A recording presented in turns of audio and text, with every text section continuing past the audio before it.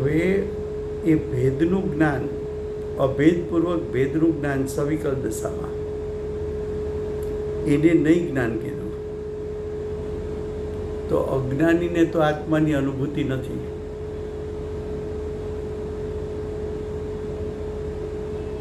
એટલે નિર્વિકલ્પ દશા છોડીને સવિકલ્પ દશામાં આવે એવું થતું નથી. અને અર્યંસિત પરમાત્માને તો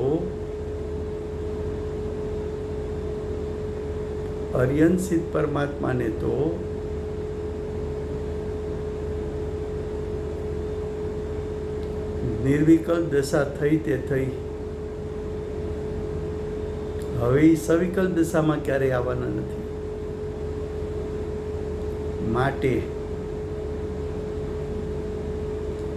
અજ્ઞાનીને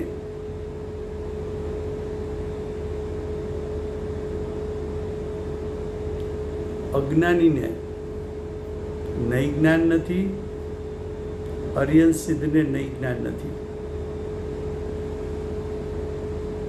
હવે નહીંના બે પ્રકાર કહે છે.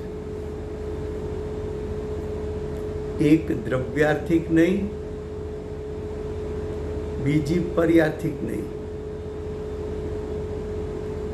દ્રવ્યાર્થિક નહીં એમાં ત્રણ શબ્દ છે. એક દ્રવ્ય શબ્દ છે,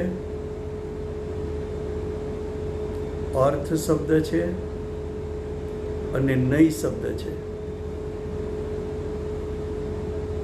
દ્રવ્યાર્થિક નહીં એની સંધિ છૂટી પાડો તો ત્રણ શબ્દ છે: દ્રવ્ય,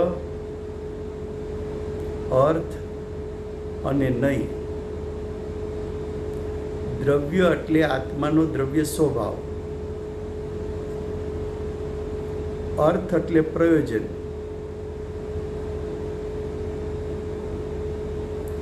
નહીં એટલે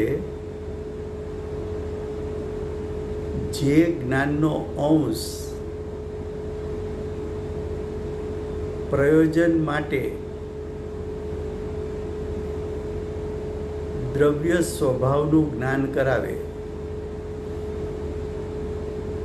તેને દ્રવ્યાર્થિક નહીં કહેવામાં આવે છે. ફરીવાર,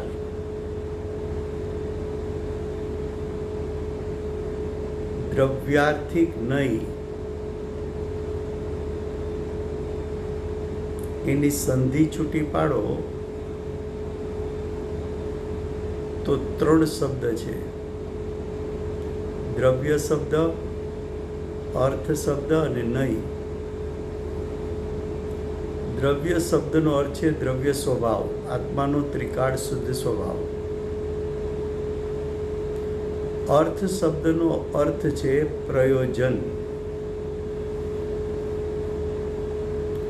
નહીં એ જ્ઞાનનો અંશ છે. જે જ્ઞાનનો અંશ પ્રયોજન અર્થે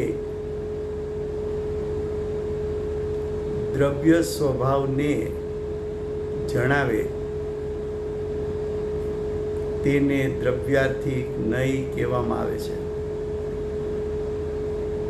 આ સાદી ભાષામાં અર્થ છે. જે નહીં આત્માના દ્રવ્ય સ્વભાવ તરફ લઈ જાય. हाँ,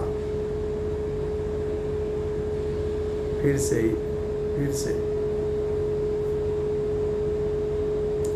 द्रव्यार्थिक नहीं, उसमें तीन शब्द है.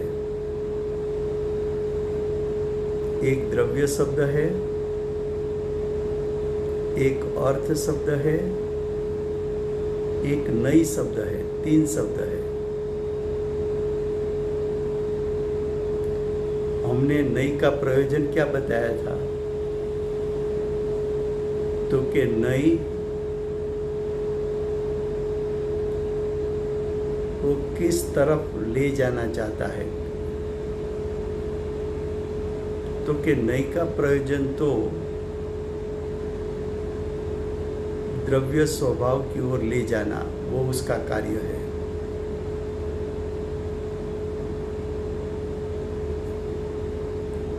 तो द्रव्यार्थिक नई उसका कार्य क्या?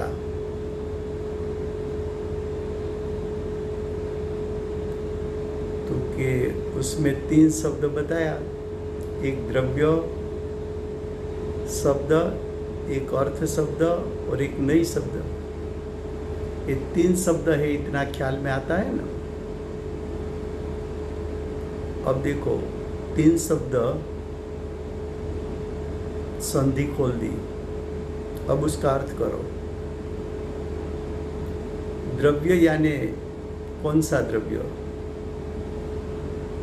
तो कि यहाँ द्रव्य का अर्थ है द्रव्य का स्वभाव, यानी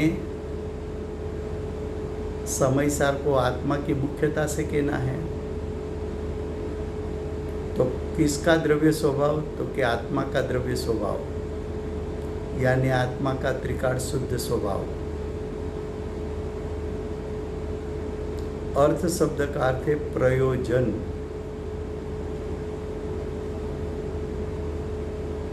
द्रव्य स्वभाव का प्रयोजन। नई का अर्थ है यहाँ नई का अर्थ है द्रव्य स्वभाव को जानने वाला ज्ञान।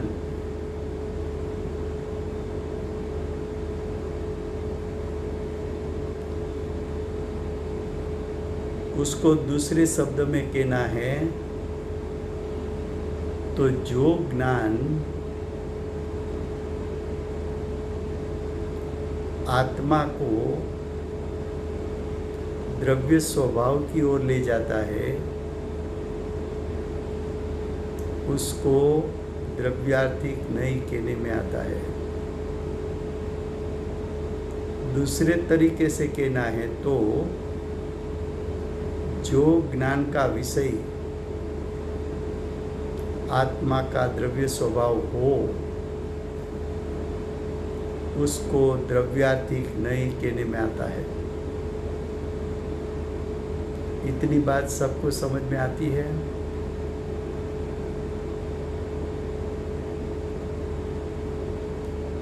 अब फिर से गुजराती में 2-3 बार मैंने इसलिए ले रहा हूँ कि जहाँ जहाँ अमृतचंद्राचार्य देव लिखेंगे वो द्रव्यार्थिक नहीं पर्यार्थिक नहीं शब्द प्रयोग करेंगे, और कुंकुंदाचार्य देव द्रव्यार्थिक नहीं के स्थान पर शुद्ध नहीं शब्द प्रयोग करेंगे, और पर्यार्थिक नहीं के स्थान पर व्यवहार नहीं शब्द प्रयोग करेंगे। आप शुद्ध नहीं कहो कि द्रव्यार्थिक नहीं कहो, दोनों बात एक है। आप व्यवहार नहीं कहो कि पर्यार्थिक नहीं कहो, दोनों बात एक है। शुद्ध नहीं का विषय क्या था? आत्मा का त्रिकाल शुद्ध स्वभाव, वो शुद्ध नहीं का विषय कहा। तो द्रव्यार्थिक नहीं का भी विषय क्या है? आत्मा का द्रव्य स्वभाव, तो द्रव्य स्वभाव तो शुद्ध ही है। अच्छा, व्यवहार नहीं का विषय क्या था? भेद। भेद का अर्थ क्या है? तो कि भेद 2 प्रकार के, गुण भेद और पर्याय भेद। तो व्यवहार नहीं का विषय गुण भेद और पर्याय भेद। यहाँ पर्यार्थिक नई शब्द प्रयोग किया, तो पर्याय का एक अर्थ पर्याय होता है और पर्याय का दूसरा अर्थ भेद होता है।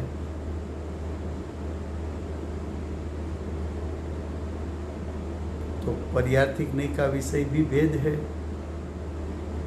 कौन सा भेद? आत्मा का भेद। आत्मा का कौन सा भेद?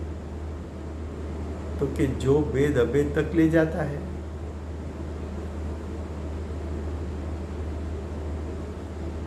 तो पहले द्रव्यार्थिक नहीं की बात हुई, अब पर्यार्थिक नहीं की बात। पर्यार्थिक नहीं, उसमें भी 3 शब्द है। एक शब्द पर्याय है, दूसरा शब्द अर्थ है, तीसरा शब्द नहीं है।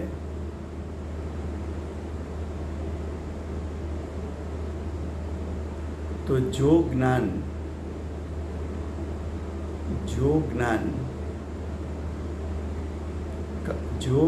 का अंश पर्याय की ओर ले जाए, उसको पर्यार्थिक नहीं कहने में आता है।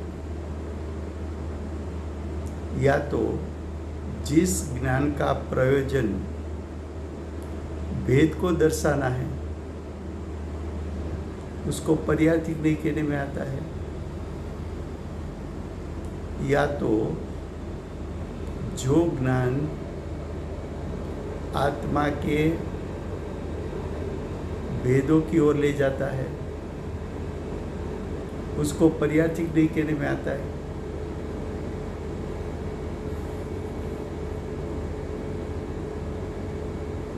द्रव्यार्थिक नहीं और पर्यार्थिक नहीं, वो शब्द का भाव अच्छी तरह पकड़ में आना चाहिए, नहीं तो टीका और श्लोकार्थ उसका जब आप अर्थ करने का प्रयत्न करेंगे तो अर्थ नहीं कर पाओगे।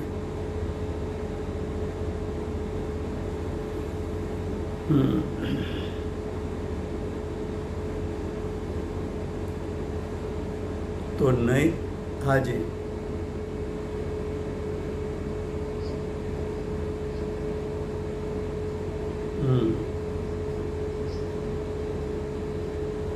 हाँ, જે નહીં દ્રવ્ય સ્વભાવને જ્ઞાન કરાવે તે દ્રવ્યાર્થિક નહીં, અને જે નહીં પર્યાયનું જ્ઞાન કરાવે તે પર્યાર્થિક નહીં.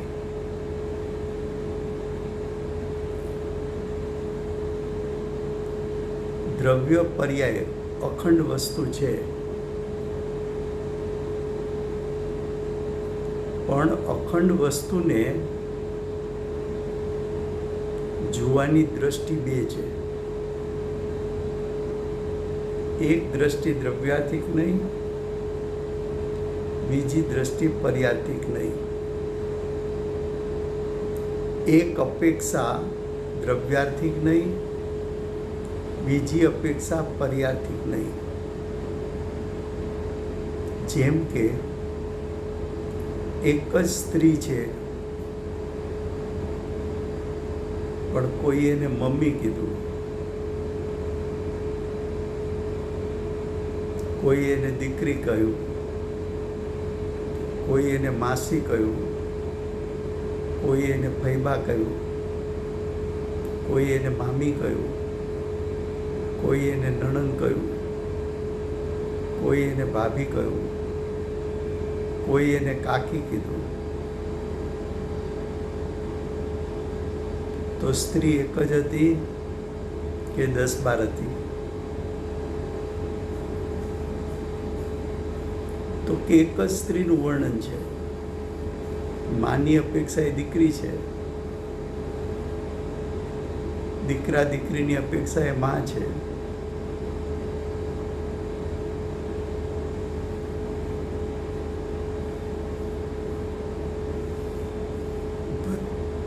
ભત્રીજાની અપેક્ષા એ ફૈબા છે, ભાણેજની અપેક્ષા એ માસી છે. તો અપેક્ષા બદલાણી, સ્ત્રી એક જ રહી. એમ આત્મા દ્રવ્ય ગુણ પર્યાય મય છે, એવું અખંડ આત્માનું સ્વરૂપ છે.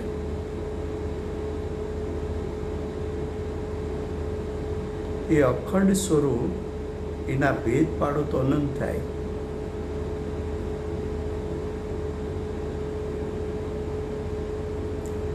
અનંત ભેદને જોવા હોય તો દ્રષ્ટિ પણ અનંત જોઈએ.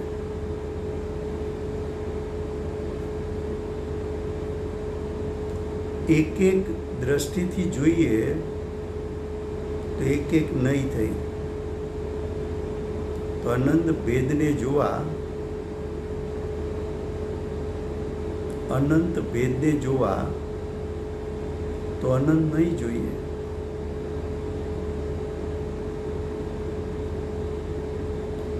એમ અત્યારે અહીં અનંત ભેદ નથી પાડવા. અનંત ભેદને બે ભેદમાં જ વેચવા છે. કેમ તો કે આચાર્ય ભગવાન આત્માના ત્રિકાળ શુદ્ધ સ્વભાવ ને ગ્રહણ કરાવવા માંગે છે.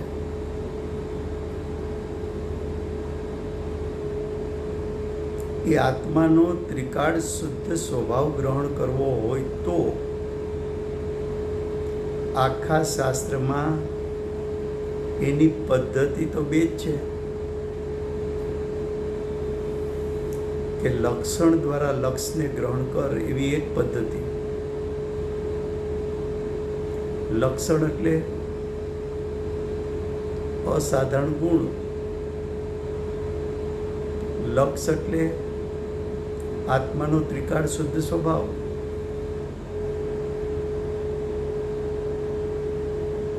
તો લક્ષણ દ્વારા લક્ષ ગ્રહણ કરવો છે તો જ્ઞાન ગુણ દ્વારા જ્ઞાયક ગ્રહણ કરવો છે. તો જ્ઞાન ગુણ પણ એક ભેદ છે કે નથી? તો કે છે. એક ગુણભેદ પણ કોનો વિષય છે? તો કે પર્યાર્થિક જ્ઞાનનો વિષય છે.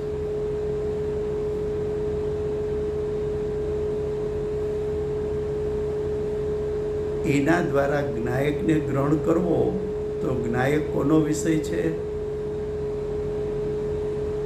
તો કે દ્રવ્યાર્થિક જ્ઞાનનો વિષય છે. એક પદ્ધતિ એ છે. બીજી પદ્ધતિ તો કે 7 તત્વમાં છુપાયેલી આત્મજ્યોતિ. તો 7 તત્વ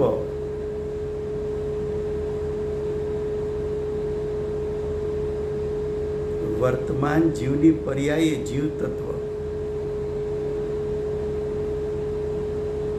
એમાં છુપાયેલો જ્ઞાયક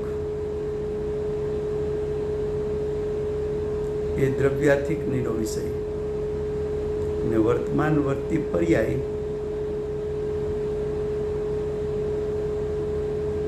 એ પર્યાર્થિક જ્ઞાનનો વિષય. પછી અજીવ તત્વ, અજીવ સંબંધીનું જ્ઞાન, એને અજીવ તત્વ કીધું. પણ એ પર્યાય તો જીવની છે. એ જીવની પર્યાયમાં છુપાયેલો જ્ઞાયક, એ છુપાયેલો જ્ઞાયક દ્રવ્યાર્થિક જ્ઞાનનો વિષય છે. ને અજીવ તત્વ સંબંધીની જ્ઞાનરૂપ પર્યાય એ પર્યાર્થિક જ્ઞાનનો વિષય છે.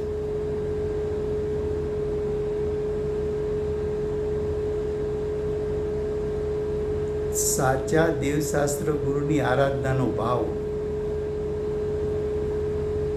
શુભ ભાવ, વ્રત તપનો ભાવ, દાનનો ભાવ, એ પુણ્ય તત્વ, એ તો પર્યાય છે, પર્યાર્થિક જ્ઞાનનો વિષય છે. એમાં છુપાયેલો જ્ઞાયક એ દ્રવ્યાર્થિક જ્ઞાનનો વિષય છે.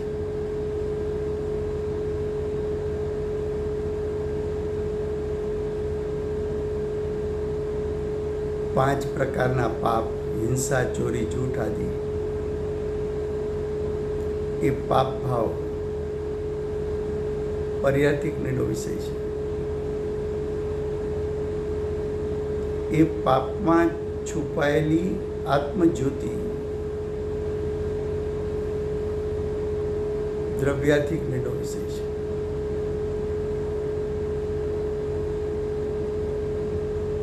એમ આશ્રવ તત્વ પર્યાર્થિક જ્ઞેયનો વિષય.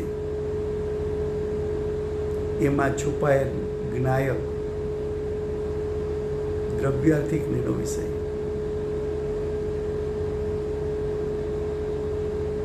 બંધ તત્વ રાગ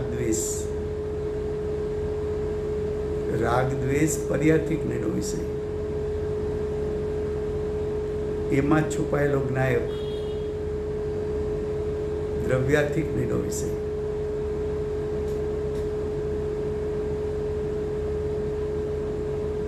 સંવર તત્વ પ્રથમ વખત આત્માના સ્વક્ષેત્રમાં આંશિક શુદ્ધિ પ્રગટ થઈ. સંવર તત્વ પર્યાય છે, પર્યાર્થિક જ્ઞેયનો વિષય. એમાં છુપાયેલો જ્ઞાયક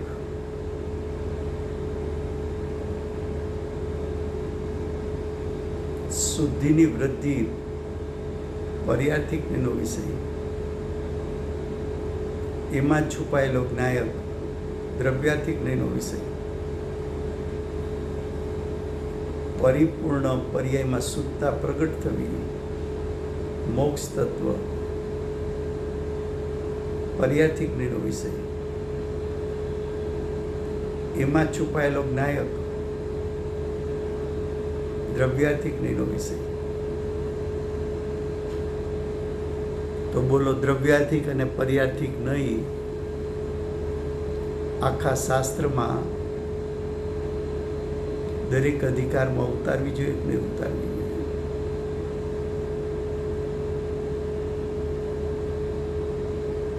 फिर से हिंदी में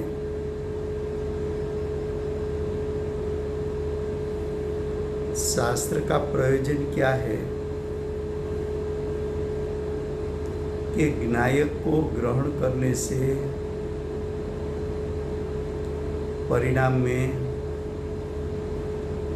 शुद्धि की प्रकटता होती है, सम्यक दर्शन ज्ञान चरित्र प्रकट होता है, उसका फल मोक्ष की प्राप्ति होती है. ये प्रयोजन को सिद्ध करने के लिए आचार्य भगवत ने पूरे शास्त्र में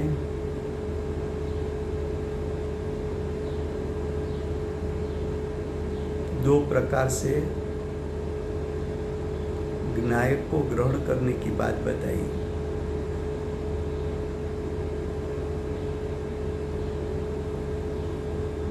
दो प्रकार के स्थान पर एक प्रकार के ना है तो वेद के द्वारा अवेद को ग्रहण कर,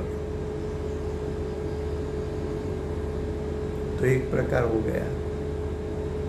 लेकिन वेद दो प्रकार के हैं, गुण भेद और पर्याय भेद. तो गुण भेद के माध्यम से भी तो ज्ञायक को ग्रहण कर सकता है.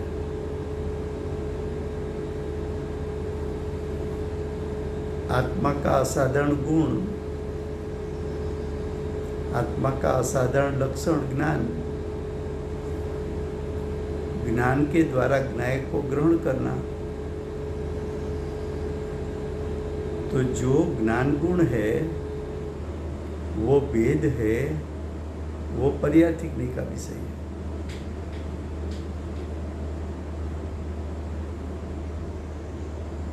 पर्यार्थिक नहीं ने गुणभेद को बताया, लेकिन वो भेद कैसा है? तो क्या अभेद का भेद है? अभेद का भेद है तो भेद अभेद तक ले जा सकता है.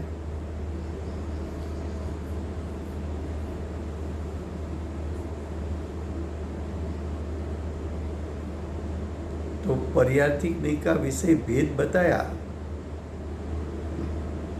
इसलिए उसका ज्ञान कराया कि वो भेद के माध्यम से अभेद तक जाना है।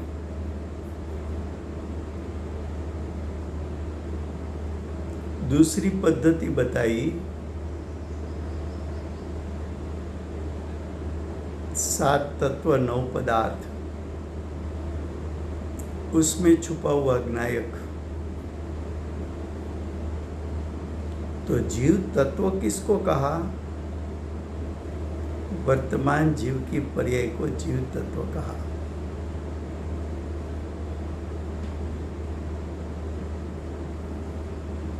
तो वर्तमान पर्याय में, वर्तमान जीव की पर्याय में ज्ञायक छुपा हुआ है। वो ज्ञायक द्रव्यार्थिकनी का विषय और वर्तमान पर्याय पर्यार्थिकनी का विषय।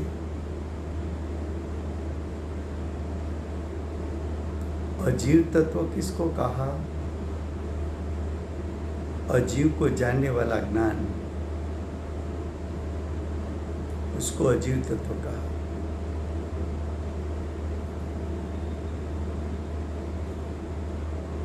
लेकिन वो ज्ञान की पर्याय है तो जीव में, और जीव की वो पर्याय में ज्ञायक तो छुपा हुआ है। तो अजीव तत्व में छुपा हुआ ज्ञायक, तो अजीव तत्व पर्यार्थिकनी का विषय, उसमें छुपा हुआ ज्ञायक द्रव्यार्थिकनी का विषय। उसी तरह पुण्य तत्व, सच्चे देव शास्त्र गुरु की आराधना, उपवास आदि का भाव, विषय कसाय की मनता का भाव, शास्त्र स्वाध्याय आदि का भाव, वो शुभ भाव पर्यार्थिकनी का विषय है। वो पुण्य भाव पर्यार्थिकनी का विषय है। उसमें छुपा हुआ ज्ञायक द्रव्यार्थिकनी का विषय है।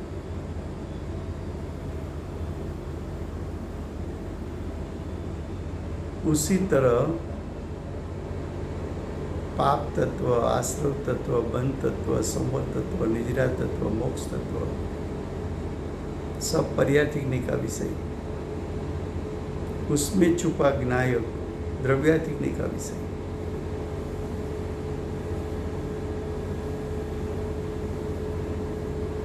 अब देखो, ये द्रव्यार्थ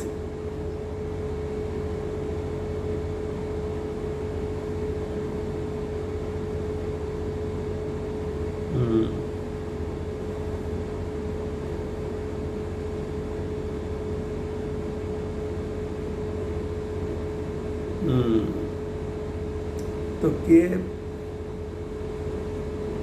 નઈ જ્ઞાનની જ્યારે વાત કરી ત્યારે આપણે એમ કહ્યું હતું કે નઈ મુખ્ય ગૌણ કરે છે,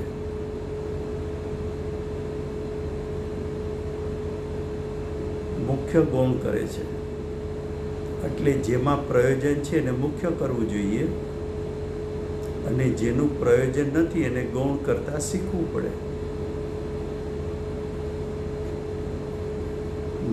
હવે તમારી પાસે વર્તમાન વર્તી પર્યાયમાં છુપાયેલો જ્ઞાયક છે તો તમને શાસ્ત્ર સ્વાધ્યાયનો ભાવ આવ્યો તો એ તો છે શુભ ભાવ। ત્યારે અંદરમાં ખટક રહેવી જોઈએ કે હું તો વર્તમાનમાં શુભ ભાવમાં ઊભેલો છું, પણ આ શુભ ભાવમાં જ્ઞાયક છુપાયેલો છે। તો મારે શુભ ભાવનો મહિમા કરવો, સ્વાધ્યાયનો મહિમા કરવો કે એમાં છુપાયેલા જ્ઞાયકનો મહિમા કરવો?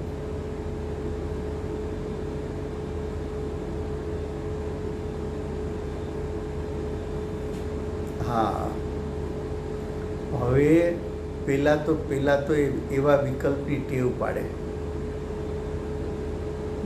જેટલા શુભભાવ અશુભભાવ ઉત્પન્ન થાય, જેમ મેં એક વખત કહ્યું હતું કે માતાજીએ શું કહ્યું કે અમરેલીમાં પુરુષોત્તમભાઈ કામદાર ગુરુદેવના પ્રવચનો વાંચે છે, પણ એ ક્ષણિક આનંદ છે. હવે ગુરુદેવના પ્રવચન વંચાય છે, સાંભળવા જાય છે, પણ સાંભળતી વખતે હું સાંભળું છું એ ગુરુદેવના પ્રવચનો એ શુભભાવ છે, પણ એમાં તો ક્ષણિક આનંદ છે, શુભરાગરૂપ આનંદ છે.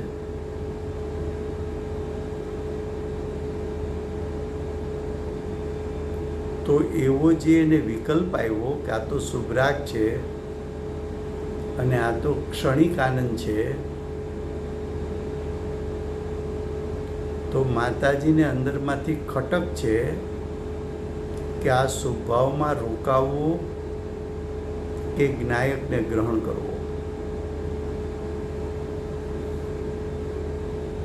પેલા આપણને એવી ખટક આવે છે, પેલો પ્રશ્ન.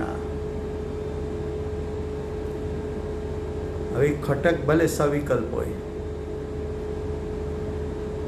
હવે ખટક છે કે મારે જ્ઞાયકને ગ્રહણ કરવો છે, એવું જો તમારું જ્ઞાન એક વખત સ્વીકારશે તો એ જ્ઞાન શાંતિથી બેસશે નહીં.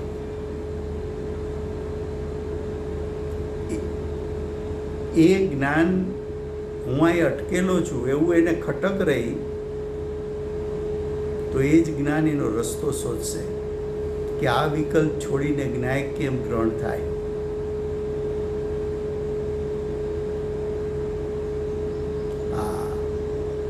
આપણને એ નથી, ખટક નથી.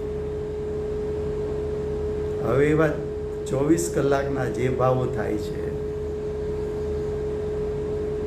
એમાં અંદરથી અવાજ ઉઠવો જોઈએ કે આ અંદરમાં જ્ઞાયક પડ્યો છે એને હું ક્યારે ગ્રહણ કરીશ, આ મનનો સંગ ક્યારે છોડીશ, આ વિકલ્પ ક્યારે છૂટશે. હે જ્ઞાયક તું પ્રગટ થા, માતાજી એવો અંદરથી ઉદ્ગાર નીકળેલો છે, એવું પત્રમાં લખ્યું જો. પછી એક પત્ર લખ્યો છે ને, હું કયા માર્ગે છું.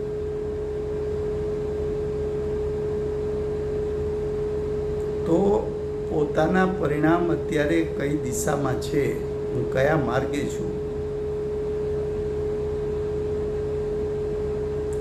તો પોતાના પરિણામનું નિરીક્ષણ કરે છે કે આ પરિણામ અટકા છે ક્યાં, શું કામ અટકા છે.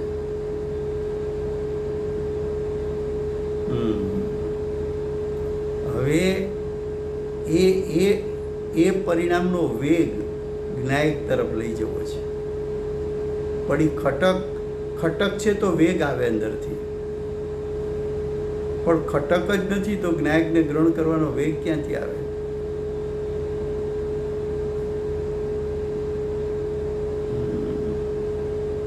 તો અહીંયા આચાર્ય ભગવાન बताइए.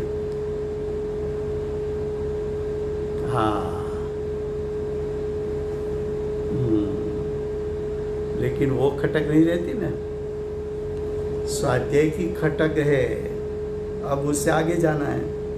आ स्वभाव है.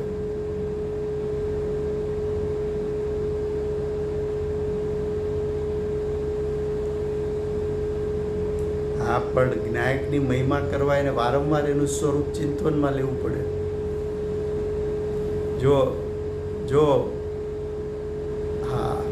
જો ગુરુદેવ બોલતા હોય છે ને, એ શું છે કે જે જ્ઞાયક અનુભવમાં આવ્યો છે એનો મહિમા અંદરથી આવ્યો છે. એ અનુભવ સહિત મહિમા કરતા જાય ગુરુદેવ. ઓહો, આવો જ્ઞાયક. અને આહા કરતા જાણે કે હવે અંદર ઠરી જવું. એટલે વેગ સમ્યક દર્શન છે ને, એટલે વેગ વારંવાર એ દ્રષ્ટિ જ્ઞાયક ઉપર છે, એટલે જ્ઞાન ઉપયોગને પણ અંદર ખેંચે છે કે તું ઉપયોગ અંદરમાં સમાઈ જા. અંદરનું ખેંચાણ છે એ તને અંદરથી ખેંચાણ જો ઉત્પન્ન થાય એને દ્રવ્યાર્થિક જ્ઞાનનું જોર કહેવામાં આવે છે.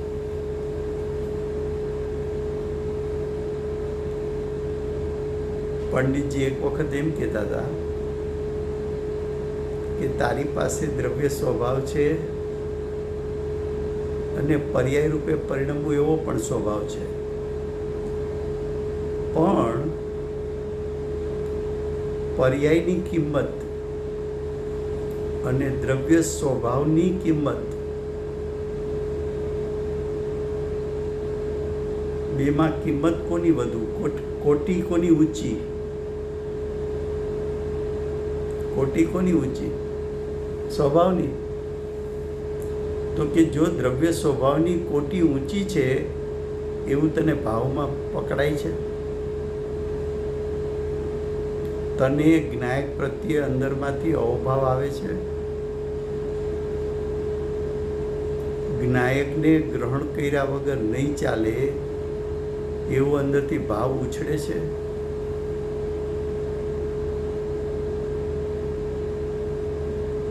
બેનશ્રીએ 17મા વર્ષે પત્રમાં, પેલો જ પત્ર છે એમાં લખ્યું, આત્મા જ્ઞાન અને આનંદનો પિંડ છે. તો મહિમા ક્યાંથી શરૂ કર્યો?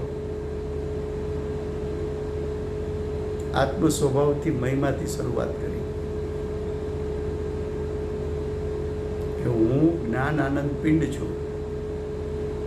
પછી ત્રીજો શબ્દ લખ્યો, સહજાનંદી છું. સહજ આનંદ મારું સ્વરૂપ છે. ઉપાડ ત્યાંથી કર્યો, સ્વભાવથી ઉપાડ કર્યો. તો આપણે એ સાહિત્ય ગુરુદેવનું, માતાજીનું કે કુંદકુંદાચાર્યનું એની વાંચતી વખતે જોવું જોઈએ કે આ જ્ઞાનીને દ્રવ્ય સ્વભાવનો મહિમા છે એવા વાક્યો કયા છે આ જે દ્રવ્ય સ્વભાવનો મહિમા કરાવે. પેલા તને એવા વાક્યો પકડાય છે? દ્રવ્યાર્થિક નહીં કહેતા તને દ્રવ્ય સ્વભાવ તરફ પહોંચવાનું મન થાય છે? દ્રવ્યાર્થિક નહીં કહેતા જે નહીં દ્રવ્ય સ્વભાવને બતાવે છે એ દ્રવ્ય સ્વભાવને ગ્રહણ કરવાનું તને અંદરમાં જોર ઉત્પન્ન થાય છે?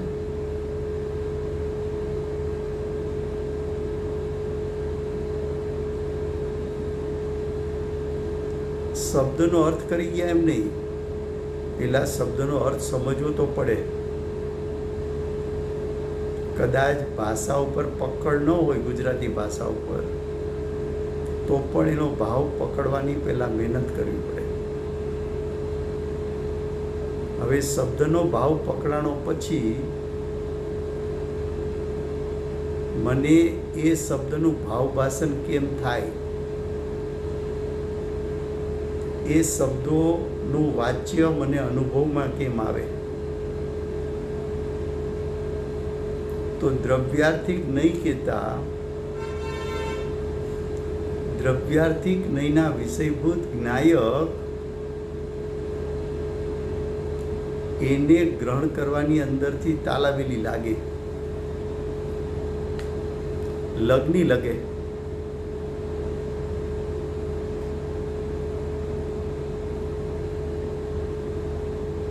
तो जो उसकी महिमा आई लगनी लगी, वही लगनी तुझे द्रव्य स्वभाव तक ले जाएगी. तो तो यहाँ कहा कि द्रव्यार्थिक और पर्यार्थिक।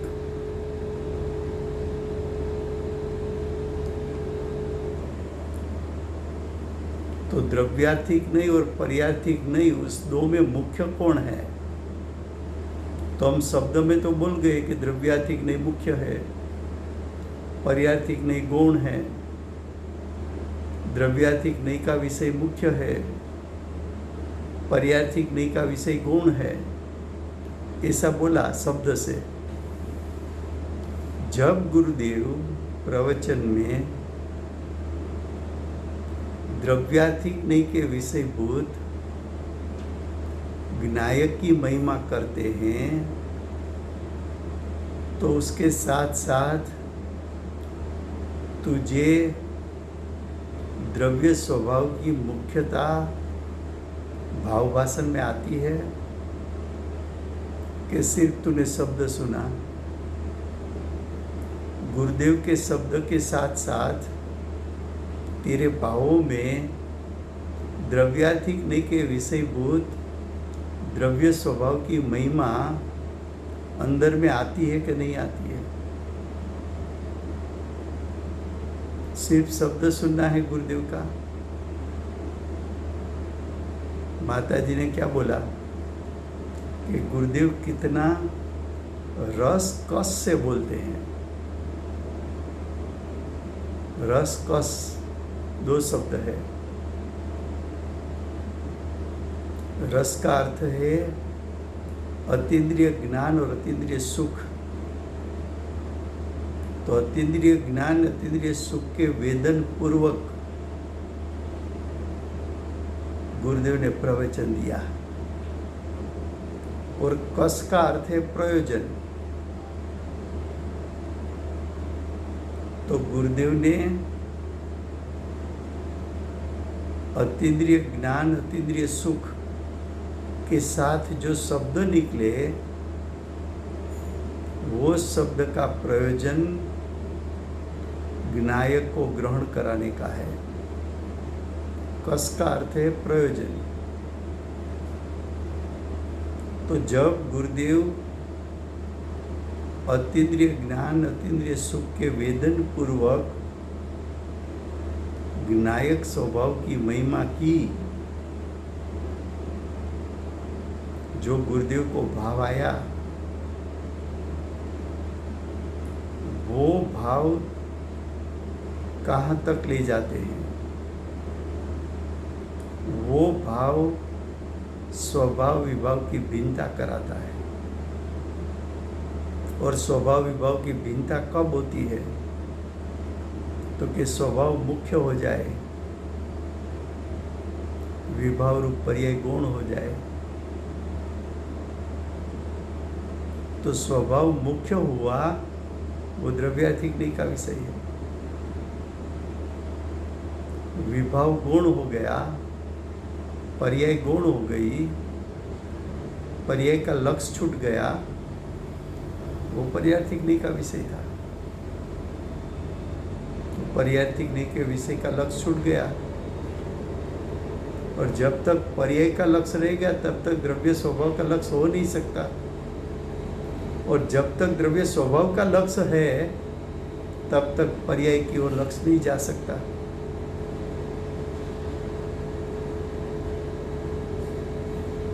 ख्याल में आता है?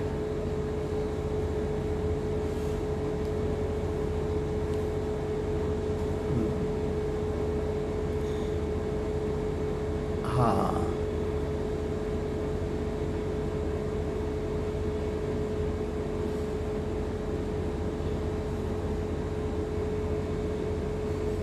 પણ સમ્યક દર્શન પૂર્વે શું હોય?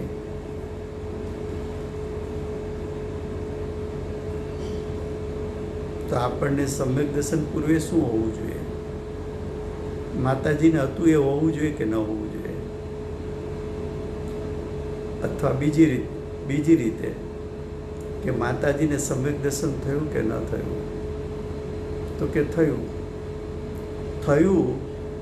તો એની પૂર્વની સાધના સાચી દિશાની હતી કે નહોતી? તો કે પૂર્વની સાધના સાચી દિશાની હોય તો જ સમ્યક દર્શન થાય. તો એના પૂર્વના પત્ર વાંચો, એમાં શોધો એને કેવા કેવા પોતાના ભાવમાં ગુણ પ્રગટ કર્યા, એના ભાવમાં શું શું હતું એની છાનબીન કરો. આપણા એવા ભાવ છે, રોજ જાજીને એકાદી લીટી વાંચવી માતાજીના પત્રોની, પછી વિચારવું કે આવા સમ્યક સન્મુખના ભાવ હોય છે. જો માતાજીના પત્રો એટલે શું? તો કે માતાજીના પત્રો એટલે માતાજીના જે પરિણામ ચાલી રહ્યા હતા એનું વર્ણન. આમ સમજીને પત્ર વાંચો. એ કંઈ લુખા શબ્દ નથી, ખરેખર પરિણામ હતા એનું જ વર્ણન છે. તો બોલો, માતાજીના આવા પરિણામ હતા.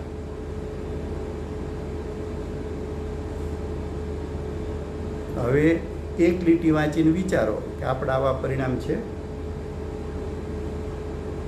તો આપણે સમ્યક સન્મુખ તરફ જઈ રહ્યા છીએ. અચ્છા, એવા પરિણામ નથી તો હવે નિર્ણય કરો કે એવા પરિણામ કરવા છે કે નથી કરવા. અને કરવા છે તો ક્યારે કરવા છે, શરૂ કરી દે. લો, સમય થઈ ગયો છે. કાલે વિષય ચાલશે આગળ. એક બે મિનિટ છે, મારે જાહેરાત એક કરવી છે કે રાજકોટમાં નંદીશ્વર જિનાલય એની વેદી પ્રતિષ્ઠા 26 નવેમ્બર, 27 નવેમ્બર, 28 નવેમ્બર 3 દિવસ છે.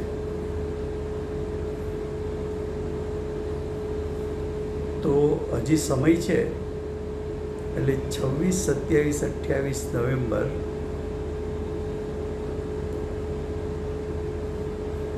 આવવા માટે બધા તૈયારી કરી લે. 3 દિવસ આવવા માટે.